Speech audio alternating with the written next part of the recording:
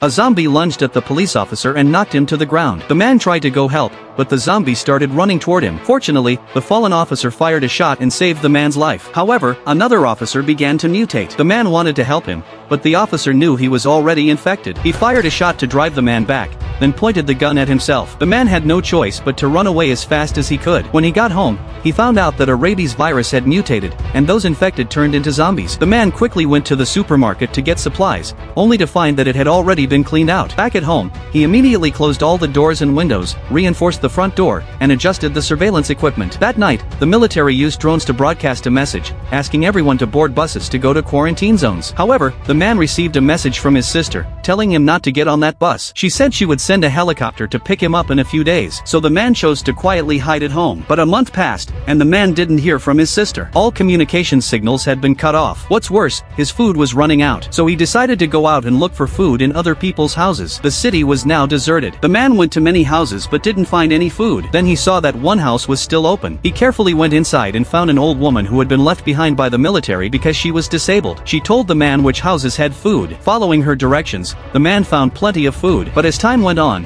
their food supply was running low again. One day, a broadcast came over the radio. They were organizing people to gather at the dock to escape to another island. However, the old woman was worried that she would be a burden to the man and refused to leave. After some persuasion from the man, she finally agreed. But when he went to her house the next day, he found that she had taken her own life. The kind-hearted old woman didn't want to be a burden to the man. He had no choice but to leave alone. As he was passing the quarantine bridge, the man saw that the quarantine zone set up by the military had been overrun. It seemed that his decision to stay at home had been the right one, but he had overlooked one thing: the people in the quarantine zone hadn't disappeared, they had turned into zombies. The man immediately sped up, but he was blocked by piles of corpses and fell off his motorcycle. He got back up, only to find that he couldn't start it again. With the zombies closing in, could he escape?